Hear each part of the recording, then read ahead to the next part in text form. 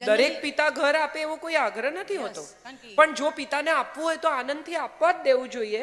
અને હું એવું દ્રઢપણે માનું છું કે એના નામે એક ઘર હોય અને એક ચાવી લટકતી હોય તો એનો આત્મવિશ્વાસ ખૂબ વધે છે.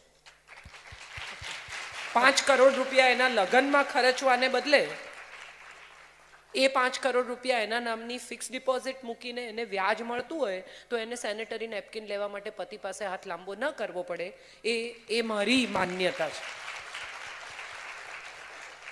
મારે અંડરગાર્મેન્ટ લેવા છે, મને પૈસા આપો, એવું એને શું કામ કહેવું પડે?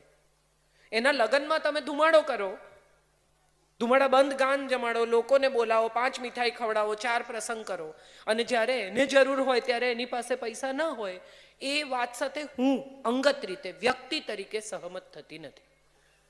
બાકી તો બધાએ પોતાની રીતે જ નક્કી કરવાનું છે, પણ હું અંગત રીતે એવું માનું છું કે દીકરીનું ઇન્ડિપેન્ડન્સ એનો આત્મવિશ્વાસ છે, એનું સન્માન છે, અને સન્માન એને મળવું જ જોઈએ. એને ન મળતું હોય તો એ માટે એના માતા પિતા એને સપોર્ટ કરવો જોઈએ, પણ એને બગાડવી ન જોઈએ. રોજ એની માં ફોન કરીને એમ પૂછે તારે ઘેર શું બનાવ્યું?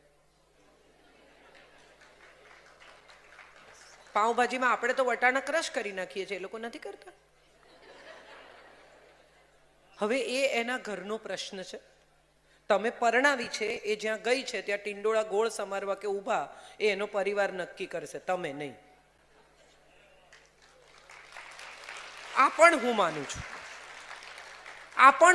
છું કે એ જે ઘરમાં ગઈ છે એ ઘરની પ્રથા, સંસ્કૃતિ, એ પરિવારની પ્રતિષ્ઠા, એની પ્રતિષ્ઠા પણ છે જ. અને મોટા ભાગની મમ્મીઓ દીકરી જ્યારે આવીને સાસુની બુરાઈ કરે ત્યારે એન્કરેજ કરે છે. એ બધી મમ્મીઓને મારે કહેવું છે કે એણે એવું કહેવું જોઈએ કે તું મારી બુરાઈ ત્યાં કરે છે, નહીં ને તો ત્યાંની બુરાઈ અહીંયા નહીં કરવાની.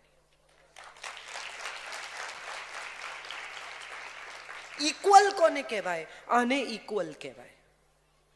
તમે તમારી મમ્મીની વાત જો તમારી સાસુ સાથે ન કરતા હો, મારી મમ્મી તો બહુ જ વિચિત્ર છે ભાઈ સાહેબ, તો તમારી સાસુની વાત તમારી મમ્મી સાથે નહીં કરતા. આ પ્રામાણિકતા છે, જો થઈ શકે તો કરી જોજો. આઈ થિંક મારી વાત પૂરી થાય છે. કોઈ બીજાને કંઈ પૂછવું? Thank you very much.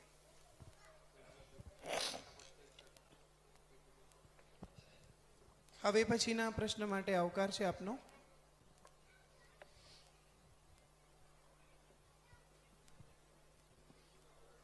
ત્યાં પેલા ભાઈને જોઈએ છે.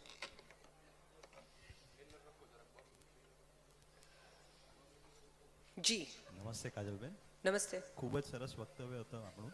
Thank you. અને આપે જે વિષય લીધો કે સંબંધ છે કે એને કેવી રીતે સારી રીતે જીવી શકાય, પણ હવે એવી બી પરિસ્થિતિ હોઈ શકે કે સંબંધમાં કાંઈક બગાડ થયું હોય ફોર વોટ એવર રીઝન્સ, તો એમાં હવે એ સ્ટેજથી એને ઇમ્પ્રૂવ કરવું હોય તો આપના શું એ વિશે અભિપ્રાયો તો છે? આ જ બધી વાત છે ભાઈ. દાખલા તરીકે સંબંધમાં કોઈ પ્રશ્ન ઊભો થયો છે તો ક્ષમા કરો, પ્રેમ બતાવો, સ્વતંત્રતા આપો, તમારા તરફથી તમારી ઇન્ટિગ્રિટી બતાવો. આ જ વાત છે. આમાં આ જ ફોર્મ્યુલા બગડેલા સંબંધને સુધારવામાં પણ કામમાં આવે છે. મોટા ભાગના લોકો એવું માને છે કે સંબંધ એકવાર બગડી ગયો પછી નહીં સુધરી શકે. મારે બધાને કહેવું છે કે એવું નથી હોતું. બંને લોકો પરસ્પર, પિતા પુત્ર, મા દીકરી, સાસુ વહુ, પતિ પત્ની, ભાઈ બહેન, ઇવેન્ચ્યુઅલી સંબંધ સુધારવાની ઈચ્છા ધરાવતા જ હોય છે. પ્રશ્ન માત્ર એટલો છે કે પહેલ કોણ કરે છે. મારો અહંકાર એટલો બધો છે કે હું સોરી નહીં કહું. કાંઈ વાંધો નહીં, તું ન કહે, હું સોરી કહીશ. માફ કરનાર હંમેશા મોટો હોય છે, આવું આપણે મોટી મોટી ફિલોસોફીમાં કહીએ છીએ, પણ એકચ્યુઅલી જ્યારે પરિસ્થિતિ આવે ત્યારે આપણે કરતા નથી. માફી માગનાર છે ને માફ કરનાર કરતા પણ મોટો છે એવું હું તો માનું છું. અને કોઈની પણ માફી માગી શકાય આવું હું દ્રઢપણે માનું છું. આપણાથી નાના, મારા એમ્પ્લોયી, મારા મિત્રો, મારો પરિવાર, મારા કોઈ પણ ગમે તે જગતમાં કોઈ પણ હોય, જો તમને એમ લાગ્યું કે તમારી ભૂલ થઈ છે તો દિલ ખોલીને માફી માંગી લો. અને મને વિશ્વાસ છે કે જો તમારી માફીમાં સચ્ચાઈનો રણકો હશે ને તો સામેની વ્યક્તિ તમને માફ કર્યા વગર રહી નહીં શકે. આ પણ એક સત્ય છે. હા, વાત પતાવવા માટે જો તમે માફીમાં ભાઈ ચાલ મૂકને સોરી યાર, એ સોરી નથી.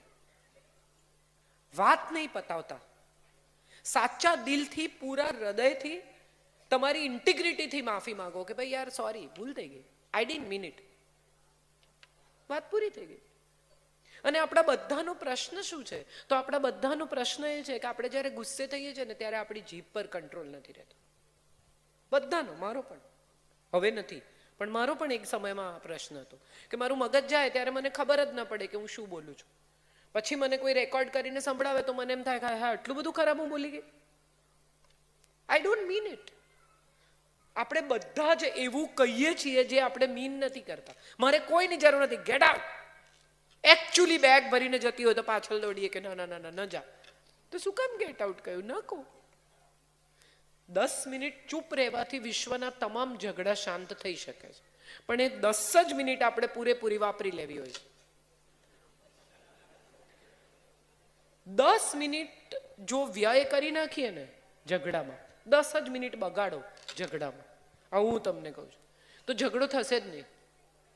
પણ આપણી મજા શું છે કે આપણે 10 જ મિનિટ પૂરેપૂરી વાપરવી છે, એને બોલવા જ નથી દેવા. કેટલી બધી વાર મેં એવું જોયું છે કે ફોન પર લોકો વાત કરતા હોય ને તમારું સાંભળે જ નહીં. ના પણ હું શું કહું છું, અરે યાર મને બોલવું છે, મને સાંભળો 1 મિનિટ. શું સાંભળી પણ લો. જ્યારે ક્ષમા કરો ને ત્યારે એ કદાચ ગુસ્સે થાય, એ તમને કહે એ બધું જે એને આટલા વખતથી આટલા દિવસથી કહેવું છે, તો 10 મિનિટ સાંભળી પણ લેજો. શક્ય છે એ 10-15 મિનિટનો ક્રોધ એનો પણ આટલા દિવસથી દબાયેલો જે પણ હશે, સંતાન, ભાઈ, બહેન, નીકળશે તમે જ્યારે સોરી કહેશો ત્યારે કે હવે સોરી કહેવા આવે છો, આમ છે તેમ છે. સાંભળી લેવું, શું ફરક પડે? આપણે સંબંધ સુધારવો છે તો સુધારવાનો. આ જે કોઈ તમે તો બધા ધરતીકંપમાંથી પસાર થયા છે ને સૌથી ખરાબ રીતે પસાર થયા છે. એ પછી ધરતીકંપ પછી જો ભુજ બેઠું થઈ શકે અને આવી અદ્ભુત સમૃદ્ધિ પાછી આવી શકે, આખું નગર ફરી વસી શકે, તો એક સંબંધ ફરી ના વસી શકે?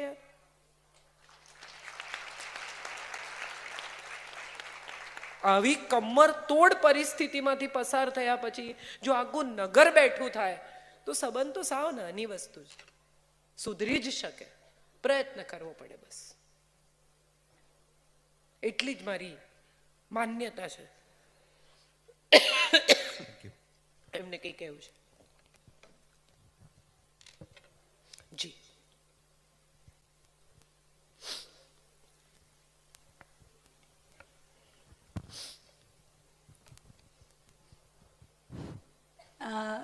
તમે કીધું કે પતિને પત્નીની બેસ્ટ ફ્રેન્ડ કોણ છે યાદ નથી હોતું. પતિને બધી ફ્રેન્ડના નામ યાદ હોય પણ બોલવા જાય કૂટાઈ જાય. આપણે જોક મારવા છે તો અહીંયા આવો. આપણે પ્રશ્નોત્તરીની વાત છે. જી, sorry. તો પ્રશ્ન શું છે એ કહો. ના બસ એ જ કહેવાનું હતું કે એટલે તમને ખાલી અટેન્શન જોઈએ છે. ભાઈ તાળીઓ એમના જોક પર. Thank you. Thank you so much. જી પ્લીઝ. આપણે ક્વેશ્ચન આન્સર સુધી સીમિત રહીશું, કમેન્ટ્સ કારણ વગરની નહીં કરીએ. મેમ મારો ક્વેશ્ચન આ છે, my Gujarati is little weak. Any language. In English. So we always say કે છોકરાઓ નાનાઓ છે, દે આર રોંગ, તો એમને પ્યારથી સમજાવો. What if your grandparents because of they are thinking, because society એટલી પેટ્રિયાર્કલ છે, એના વિચાર એવા જ છે, correct? You can't change it after 75 years. એ પ્યારથી સમજે નહીં, because ego comes in the way. નાના કેવી રીતે મને સમજાય? એન્ડ ઇફ ગુસ્સો કરીએ તો એ પણ ગલત છે. So what would be the solution there? Tolerance.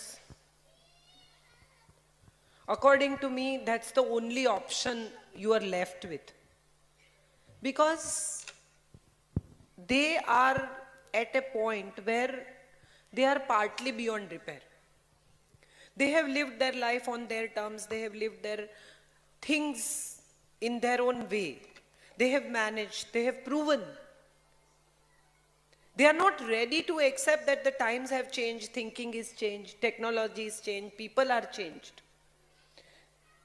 So when they are not ready to change with the time, people, technology, thinking, they are stuck in a time frame. And when somebody is stuck in some time frame, you can't bring them out. So either you go to that time frame and deal with them, And if you cannot, then tolerate them. I'm sure that's, if you love somebody so much, you can always tolerate. ન સમજે એટલે શું કરે? કઈ ઘરમાં કચરો તો નહીં ફેંકતા હોય એમ કાગળિયા. That is very irritating, where you feel કે ભાઈ આવી રીતે આ કઈ ડસ્ટબિન છે. નાની નાની વસ્તુઓમાં એ એમનું ધાર્યું કરાવે. જે હું માનું છું લગભગ બધાની ફરિયાદ હશે વૃદ્ધ લોકો સાથે, કે એ લોકો નથી સમજતા. પણ એકચ્યુઅલી આઈડિયલ પરિસ્થિતિ એ છે કે એ લોકો નથી સમજતા એ તમે સમજી જાઓ ને, એ આઈડિયલ પરિસ્થિતિ છે. મારા પિતા સાથે મારી મા મારી સાથે રહી, મને ખબર છે કે કેટલી બધી જગ્યાએ મને એમ થાય કે તને એસિડિટી થાય છે, તું ન ખા સાંજે અથાણું. હવે આ એની કાળજી છે, પણ હર રિએક્શન સમટાઈમ્સ વુડ બી, તું મને રોકનાર કોણ? તારા ઘરમાં અથાણું નહીં ખાઉં, જા પોતાની બાટલી જુદી લાવે. આઈ સમટાઈમ્સ વન્ડર કે ખરેખર અથાણાનો પ્રોબ્લેમ છે? તને ખરેખર એવું લાગે છે કે હું આ ઘરમાં તું અથાણું ખાય છે અને મારું અથાણું વપરાઈ જાય છે એવો મને પ્રશ્ન છે? એવું તને તું દિલ પર હાથ મૂકીને મને કે તને ખરેખર એવું લાગે છે? ત્યારે એ પણ એવું કે ના એવું નથી લાગતું. પણ like a child, probably they come back to an age where you cannot talk to them on a logical level. 3 વર્ષનું બાળક તમે મેળામાં લઈ જાઓ ને તમે આમાં હાથમાં ઉપાડ્યું હોય અને એને બધું જોઈતું હોય, એ તમને ધક્કા મારે ને બટકા ભરે ને હેરાન કરે ને તમને લાતો મારે ને, એને શું જોઈતું હોય કે મને ઉતારી દે. માને ખબર છે કે હું મૂકી દઈશ ને તો ખોવાઈ જશે, એટલે માં બટકા ભર પણ સહન કરે, ધક્કા પણ સહન કરે, એના નોર પણ સહન કરે, વાળ ખેંચે એ પણ સહન કરે, પણ એને છોડે નહીં. એને લોજિક નથી સમજાતું, માને સમજાય છે. So sometimes probably we need to become parents of our parents, and that's the only option left. હું તો ઘણીવાર એવું માનું છું કે પોતાના માતા પિતા થવાની સદભાગ્ય બહુ ઓછા લોકોને મળતું હોય છે. કે તમારા મા બાપ જેણે તમને ઉછેર્યા એના માતા પિતા થઈને એની કાળજી લેવી, એવું સદભાગ્ય ક્યાં બધાને મળતું હોય છે? અલ્ઝાઇમર થઈ જાય પેરેન્ટ્સને ઘણીવાર અને બધું ભૂલી જાય, એ તમને પણ ભૂલી જાય. ત્યારે પણ કેટલા વાલથી સંતાનો સેવા કરતા હોય છે, isn't it? So I feel કે તમારા માતા પિતા થવાનું તમને તક મળી છે એવું માનીને just let it be. Some things you cannot change. એમાંની એક પેરેન્ટ્સ છે. તમે તમારા મા બાપને ચેન્જ નથી કરી શકતા કે આ નથી જોઈતા, પેલા જોઈએ છે, એવું મોલમાં ઉપલબ્ધ નથી. તમે તમારા સંતાન ચેન્જ નથી કરી શકતા. પતિ કરી શકો છો, પત્ની કરી શકો છો, પણ મા બાપ બદલી નથી શકાતા. સો જે મા બાપ, અને બીજું કે એમને એ જે કંઈ કહે છે ખોટું પણ નથી. સમટાઈમ્સ એ તમને બહુ પૈસા વાપરવા વિશે ટોકે ત્યારે એક સવાલ એવો આવીને ઊભો રહે કે એમણે ખૂબ કરકસરથી પોતાનું જીવન વિતાવ્યું છે. હવે તમે છબકલે પૈસા ઉડાડો છો, તમે 40 ઇંચનું ટીવી હવે નથી ગમતો, હવે 65 ઇંચનું, એ 40 ઇંચનું શું કરવાનું? તને જોઈએ તું લઈ જા. અરે કેટલાનું ટીવી આપી દીધું. એને માટે એ ટીવીની બહુ જ કિંમત છે, કારણ કે એને લાગે છે કે 20,000 રૂપિયા કોને કહેવાય, આ લોકોને કંઈ કિંમત નથી. તમને લાગે છે કે તમે મોટું જુઓ ને, પણ એને તો એ પેલા 20,000 રૂપિયા ગયા એનું દુઃખ છે, એને આ મોટા ટીવીનું સુખ નથી. હવે આને તમે કેવી રીતે મેચ કરશો? So the best part of the story is understand them, let it be. એટલે તમે કહ્યું મ્યુચ્યુઅલ અન્ડરસ્ટેન્ડિંગ. તારા છોકરા રોજ પિઝા ખાય છે, હવે એ ખાય જ છે. તમારા માટે ભાખરી બને છે ને તમે આનંદથી ભાખરી ખાઓ, તમારા માટે બાજરીનો રોટલો બને છે ને તમે ખાઓ. એ નથી માનતા, આ પણ નથી માનતા, તો તમે શું કરશો? કોને કોને મનાવવા જશો? So that is what I said કે tolerance is the only way out to be happy. હું ઘણી વાર કહું છું કે મારી શાંતિની કિંમત બોલો, હું ચૂકવવા તૈયાર છું.